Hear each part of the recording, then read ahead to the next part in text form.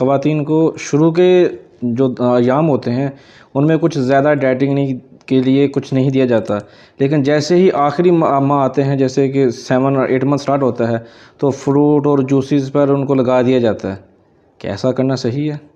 देखिए वही बात है, आपने कुछ भी चीज़ ओवर में नहीं करनी होती। Pregnancy is not an abnormal state, pregnancy is very much normal, it is very much physiological condition.